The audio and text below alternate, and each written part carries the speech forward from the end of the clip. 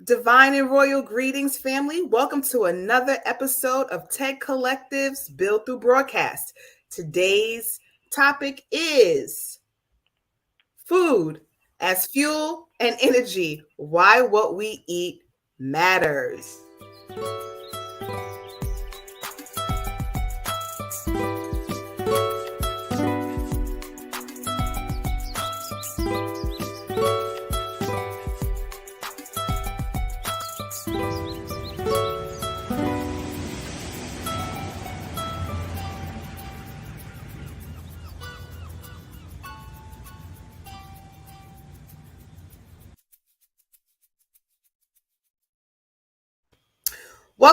Welcome back. I am Shayola Benta, Coach Shayola Benta, along with Coach Shantae Wilkerson and Coach LaRae Funderburg. We are in the house.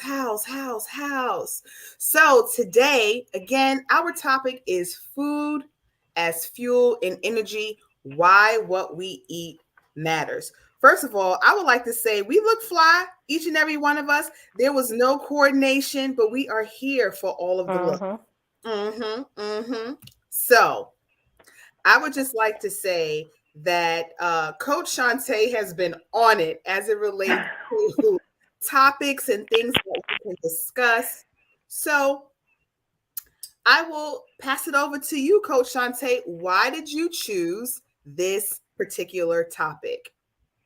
Well, Coach Shayola and Coach LaRae. Oh, and Coach Farasha. Hey, girl. Oh, hey, Coach So today's Greetings. subject, hey. I chose it because I have been reading a lot. One of my favorite things about where my life is right now is that I have the mental space and capacity and the desire to read and study every single day. So I'm always reading, studying, learning something. And this book right here is going to come up several more times over the course of life because it has so much amazing information in it. Like my mind was just expanding every time I turned the page because this really breaks down a lot of different subjects. And I'll just go through a couple of the chapters. The cause of disease, toxic overload. If it's not a whole food, it's a toxin. You have to be a scientist and nutritionist just to read food labels. The toxins accumulate. That's in one chapter. The protein myth, animal meat and organ damage. Americans eat too much meat. That's another chapter. Ditch the dairy. That's a chapter. The bitter truth about sugar. That's a chapter. You are what you eat. That's a chapter. So there's so much information that is packed into this book that will have you really thinking about what we have been taught to put into our bodies and how what we put into our bodies does have a tremendous impact on us on the cellular level. It's not just about this food tastes good, this is the way I was raised, this is the way so-and-so taught me how to cook this. We really have to get out of that mindset of thinking that food is just this thing that we eat so that we don't die. There's a lot of steps in between putting the food in your mouth and death. And what we put into our mouths has a huge impact on how soon and swiftly death will visit. So as we're preparing to move into the food season, we've got Thanksgiving coming up, Christmas coming up, New Year's coming up. These are all holidays where people gather around food. And I would definitely charge each and every person, no matter what your dietary preference is, if you're still standard American diet and you've got plans for, turkey and ham and all that kind of stuff, figure out a way to put something green on your table that does not have any flesh, no extra sugar, no nothing in it. And just try it out. Try it out with your family. Put something green out just to kind of help you on your journey because it is so necessary. Well, hold on. Let me give you one of these. Receive. Right?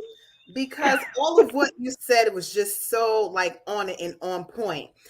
Before, if y'all don't mind, Coach Farasha, Coach LaRae, I would like to just add to that in that tomorrow here in Richmond, Virginia, we are celebrating planting good karma, a feast in finance. And that was really my motivation behind um, having this event, right? All of the holidays, are coming up, but there really are healthier alternatives to what we are accustomed to eating. And I just Mm-hmm. decided to share that with community so that they can say, oh, or see, taste, feel, remember, because what I'm noticing too, people may not necessarily remember me per se, but I have had at least 3 people say, I remember how your food made me feel, right? And that to me is golden. So I Mm-hmm. love the fact that one, you came up with this topic, and it's right around this time of year, this season. So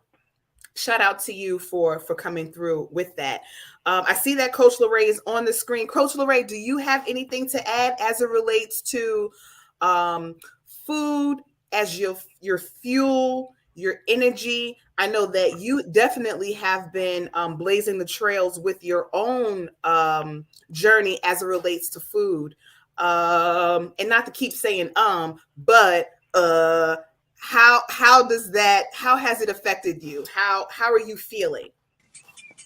Well, overall, I would say I'm feeling great. I definitely notice the differences, especially I would say since I've been on my vegan lifestyle for a while. Really, when I notice the differences in how I feel is when I'm juicing or when I'm fasting.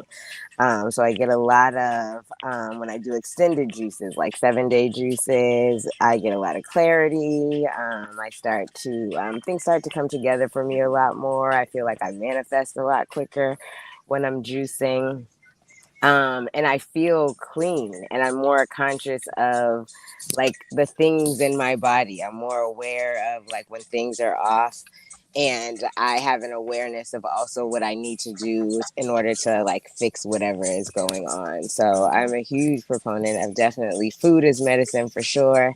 I haven't gotten into vegetation as education yet, but we have definitely been reading the African Holistic Health book, which Yes. is, ma'am, everything. I'm like, I've been telling people about it. I'm like, we haven't even gotten into it yet, Mm-hmm. but this book so far has just been like amazing. Mm. um but yeah, even so, I'm having a little sickness right now, and it's because I was on vacation for like 5 days, and I was away from all of my things, and I was in Mexico, and apparently vegan is not a thing there yet.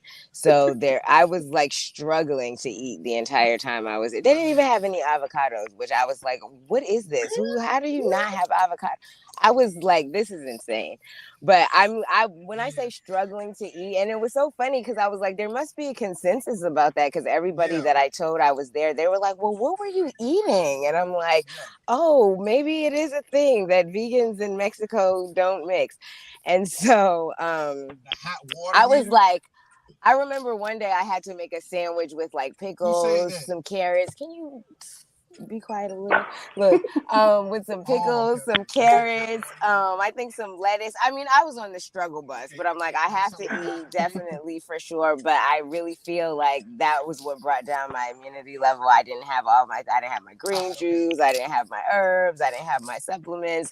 And so I'm suffering from it now. So now I'm trying to get back on track for sure. And I know on this next leg, I'm like, oh, I'm gonna be one of those people like, yeah, I'm bringing stuff over there because y'all don't have none for me when I get here, and I can't be down and out. But yeah, definitely. And I'll be quiet Definitely. because there's noise in the background now. Well, Yeah. we appreciate the family share. That's really, really real. I'm going to veg you back on something that you said, but before I do that, Coach Farasha, what do you say and feel as it relates to food as being fuel and energy? Yes, I agree.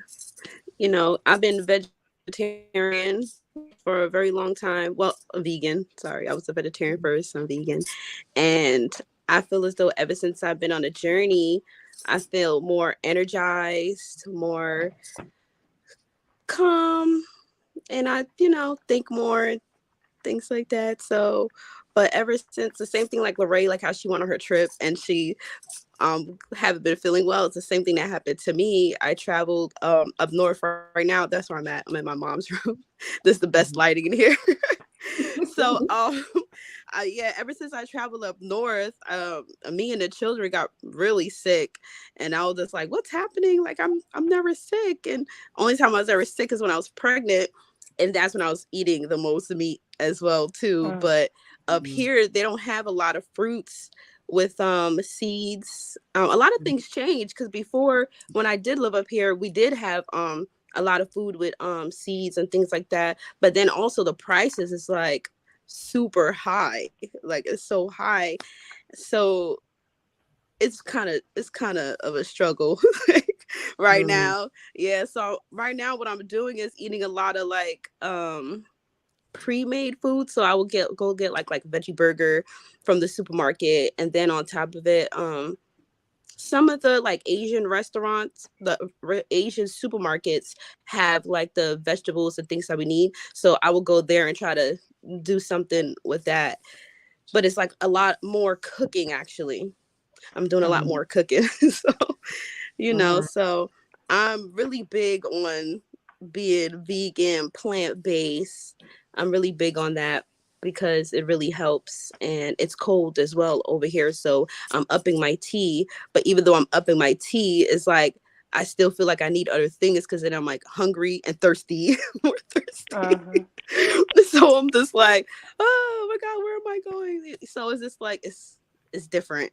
So and then I'm very shocked that Coach Lorraine, she didn't have like I would think like, they have all the fruits and everything that you need. Like that's what I'm very shocked about. Let me tell you, everything had meat in it, and I was like, "What is?" And that chicken, it was like pork. I'm like, "Why is pork such a huge thing out here? Pork and steak." So even they had vegetables. They had like huge vegetable spreads, and I'm like, "Yeah, let me get this." And they're like, "I'm like, what is this in here?" And they're like, "Oh, cerdo, pork." I'm like, "Why?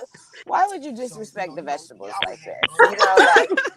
And what about for those of us who are not out here eating pig? Like it was just ridiculous. But there was some fruit, but the fruit wasn't cutting it. I needed some more substance, substance for sure.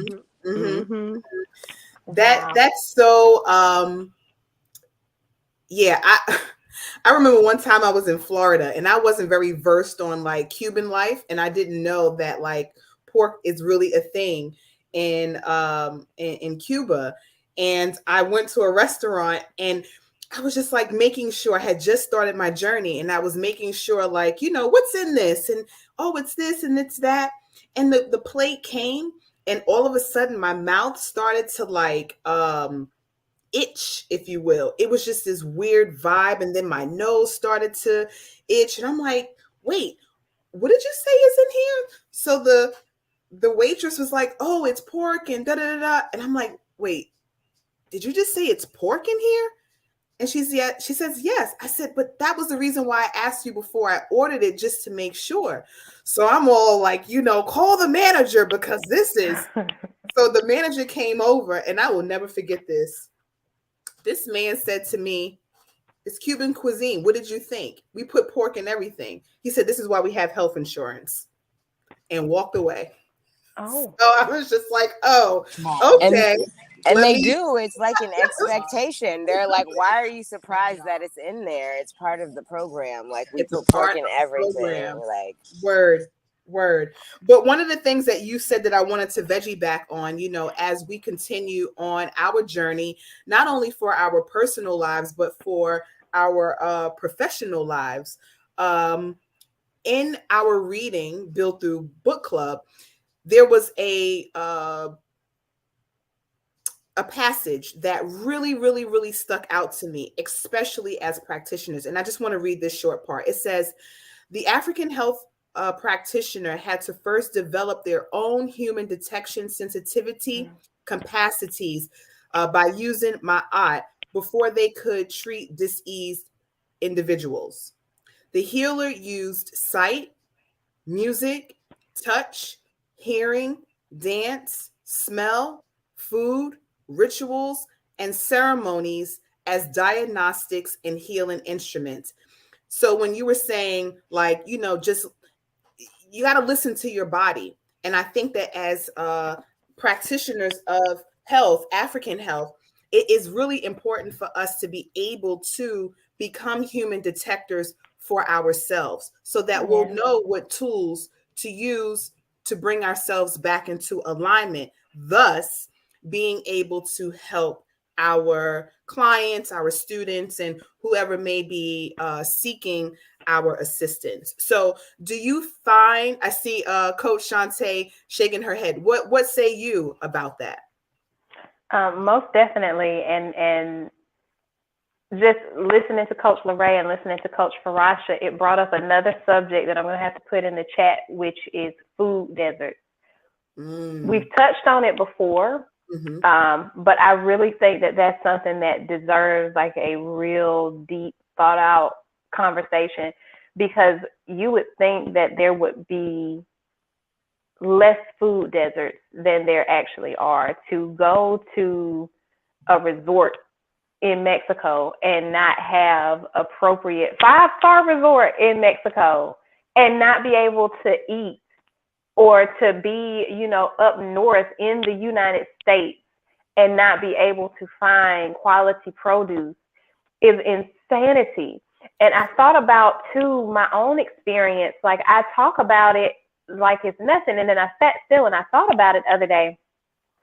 I live in Dothan, Alabama, and we don't have like a lot of really great places to shop for produce here. Even like farmers markets, they're seasonal. So in the winter months, then you're kind of just Publix, and if you want to take that route, Walmart. We've got a Target. We've got a Winn-Dixie. I think there's like 1 or 2 Winn-Dixies left. There's not like a whole lot of options for quality produce. And I say all the time, like, I'll drive down to Tallahassee, which is like an hour and a half one way, just to go grocery shopping. That's not a luxury that everybody can partake in. Not everybody can or even would think to themselves, the quality of this food is not the quality that I want to put in my body. Let me go somewhere where I know that they're going to have the quality of food that I want to put in my body and shop there. It really does set, or has set into my thought process, how truly blessed and fortunate I am to, number one, have this knowledge that there is a difference in the quality of the produce from one space to another, and that I even have the bandwidth to even desire to spend that additional money to make that trip and get those groceries and do those things, because it's not a common thing. But then when you look at, just the standard things that are readily available, there's always going to be some noodles. There's always going to be, some Spam. There's always going to be some Vienna sausages. There's always going to, all of those different little things that you hear people talk about, the struggle meals and all this other kind of stuff, the bread that has 15 ingredients, and you can sit it on the counter for like a year and it just starts getting hard and moldy around month 11. Like, we look at these things and this is what is available in mass for everybody to get. But this is why disease is so prevalent, is because the things that are easy for everyone to get are maximally, not minimally, but maximally processed food items. And that's what we get to put into our bodies.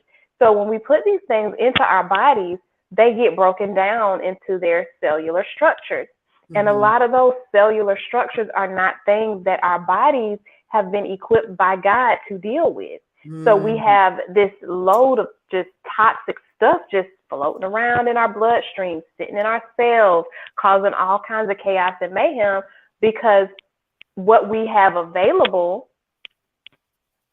and what we have been given is totally different from what we actually need, and what we may have available to us might not even be in alignment with what we need, because, again, back to the food desert. So that's a conversation for a different time, but it just is really telling how the system and the structure of not just the United States, but the pervasive mindset of the United States has leached into other societies, in that, you can just ingest whatever and rely on a doctor to give you some magical pill that's going to make it all better. You don't actually need to put forth any effort to have, a positive relationship with food. Just eat what you've always eaten. Just eat what you've been told to consume, and you'll be okay. And people are not okay. They are dying for conditions and reasons that they don't have to. So it's insane. The more I read and study, the more I'm just like, wow. This is where we are. We literally live in a society where they are trying to kill us every day by what we every day. And that's just it. I mean, even down to the devitalization of the soil and the seeds, right? Someone sent me something where they were like, you have to eat like 6 oranges now to get the nutrients of one, so we are in a space and time where nobody really is safe, whether you're vegan, vegetarian, or even if you are eating flesh foods. We are in a society where they really are striving to kill us. And I know some of the elders around me are just give me the pill, just let me do what I'm going to do. I've eaten this way my whole life. I'm okay. Let me just, or the disease becomes so acute that, a holistic approach may not even work because it's so, far gone, Mm-hmm. One of the things that you did say, Coach Shante, was the foods that we are eating are not equipped by God. And what I love about that statement is, sometimes in the plant-based community, we may get a little slack because people are like, well, you're killing the plants and, taking them in. It's the same thing. It really is not, right? Because the plants are of nature and we have similar DNA. So the molecular structure can recognize those things and use it as nourishment, do what it needs to do, and pass on by. Now, even if your culture is one that flesh foods is a part of it, you're not just callously taking in all of this flesh from animals that are diseased, that are tormented, that are living a life of complete disgust, and then you in turn take in all of that energy. That's a different type of vibration, but the body does not recognize the foods that are actually made in a plant. It doesn't recognize processed foods. So it sits in the body and then it turns into dis-ease. It turns into cellulite. It turns into other things because the body doesn't know what to do with it. Yet the plant, naturally grown, the body knows exactly what to do with it because it recognizes, it's like real recognizes real. So it's going to do what it needs to do. But I thought that was a very, very valid point. That certain things the body just does not recognize. And if it doesn't pass through once it's finished nourishing, it's just going to stick around. And the longer it sticks around, the easier it comes to break down your immunity, the easier it is for you to now become diseased. So, but what were you going to, I could see you like the wheels turning, Coach Shante. What were you going to add? A bunch of different things, but this is what I wanted to really hone in on. There was a statement that you made that in regards to using holistic measures to heal after you have gotten really, really ill. So the thing about our bodies is what we eat that does not pass through an elimination system, whether it is the lymphatic system or the digestive system, whatever elimination system that particular toxin needs to be released through, if that system is overloaded with toxins, if we are not having full regular bowel movements and regularly cleansing the colon with some type of enema or colonic, there is a increased risk of us retaining unnecessary toxins within the body. So if you have a toxic load that you've been accumulating for 10 years, 20 years, 30 years, 40 years, 50 years. We've got some of our elders who are in their 80s and 90s, and I didn't bring that book over here, who are extremely sick. And they don't feel like they can make any changes or do anything differently because of how far gone they are. But when you step back and look at the food that you're putting into your body, when you change just that part, when you make the commitment to stop eating meat, to cut out sugar, to do certain things, to cook more, or to prepare better options, to plan whatever it is that's going to help you get to that space where you change your food, that's going to have a tremendous impact. There's my next read is a book called Healthy at Last, and it is a book that's written by a former police officer who was mayor of, I can't remember what city or borough it was in New York that he was the mayor of, but he talked about how he went on his own journey of going plant-based because he had gotten diabetes, and everyone in his family had diabetes. It was so much of an accepted thing to the point where if you went to a family function and forgot your diabetes medicine, you would just ask, hey, who takes this particular prescription? And it's like 5 or 10 people that are like, oh, hey, I brought mine with me. And you can just bum a pill off of any family member because everybody's got this particular disease. So he said that his mother was 84 at the time. She had been diagnosed with diabetes. She had all kinds of health issues. And just simply by changing her diet, changing the food that she ate, he just started preparing meals and sending them over to her house. When she started to eat the meals and to give up the other things, her diabetes reversed. Mm-hmm. And she was no longer on that medication. She had been on that medication for decades. Mm-hmm. And just in the course of changing her diet, she was able to reverse some of the conditions. Now, I also add in, it's extremely important to remember that changing your diet is extremely important, but again, we have to look at our elimination system. So that's where the benefit of a detox comes in handy. But you want to make sure that you're detoxing with trained professionals, which is, where the Emerald Green Collective comes in, who can assist you with nourishing your body properly, observing any kind of fasting crises you may find yourself in, and helping you to navigate so that you can come out of the other side and receive the benefits of the detox and of the food. Because even when you change your diet, if your elimination systems are not working properly, you're not going to be able to properly absorb the nutrients in the food that you're eating. So it really is a process that does require a bit of education and a bit of guidance.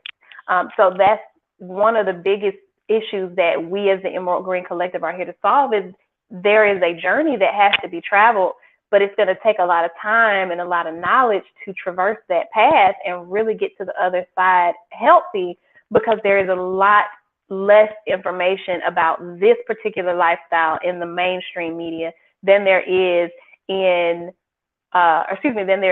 there's a lot less information about this lifestyle than there is about the other. And if you were to go and talk to your doctor, they would be hard pressed to give you any specific information on nutrition unless they themselves have made it a point to learn about nutrition and how to heal the body from an African perspective also. So, come on over here, click the link, schedule your consultation. There is a wealth of knowledge that exists in this collective. And it's extremely important that as you move forward and you are striving to change your life, that you have somebody that you can ask questions. Because once again, there's a lot less information available about this side of things than there is about the other. And that we know to be true. Ashe. Yeah, I was going to say, just a veggie back, I was going to say, because I remember the first time that I went vegan, like I was vegetarian, and I was just like, oh, let me get rid of, dairy. And, so it was like, oh, okay, but I didn't have the knowledge base, and it didn't last very long. I think I was only vegan for like a year and a half, and I was eating French fries like damn near every day because I was like trying to get full, I'm like, need something to stick to my ribs, French fries and bread. And like I said, it didn't last because I was very unhealthy even as a vegan. And then you see a lot of this now where there's this push, I want to say, to be vegan, but a very unhealthy vegan, you know, a Yep. very junk food vegan. Like you see that all the time. Like I don't want to name any places or things like that. I don't want to, you know, do any harm to what other people are doing out here. But a lot of the vegan spots that I now come across where I'm like, oh, yay, finally we have some spots. But I'm like, and we don't, because it's vegan junk food, you know, and I'm like, this is like the McDonald's of vegan. Like I can't eat here, you know, so the education piece of it is very, very important. And I think I had shared with you guys maybe on one of the last calls too, because I am anemic. So even now learning to, that's like another step of my elevation in my veganhood. Like right now is like really learning how to consume the foods that are going to help combat that, because that's a huge issue for me. Even in this lifestyle. So yeah, I just wanted to veggie back on that piece of it. Give thanks for that. Coach Farasha, any feedback from you? What say you? Yes. So, just like what Lorraine was saying with the anemic, I suffer as well with anemia. So, that's another thing while me being here in the cold. I felt like that's why, like, my system was just not feeling like fighting back the way it's supposed to, because it's so cold here. And then not eating healthy, because at first when I came, I really was eating fries. I was eating all types of fries, and I'm just like, you know what? This is cheap. It's $2, two something. I'm gonna get these fries for me and the children. And yeah, it did mess me up. So I'm just like, you know, I can't wait to go home so I could be in my comfort and cook what I have to cook and go where I have to go, like farmers market. Because luckily in Georgia, our farmers market is like all year round. So thankfully we have that. And then not only that, we do have a lot of like people selling things like outside. Sometimes, even though it's like it'd be cold but not that cold, but they still selling, you know. So yeah, you know, that's all I have to say.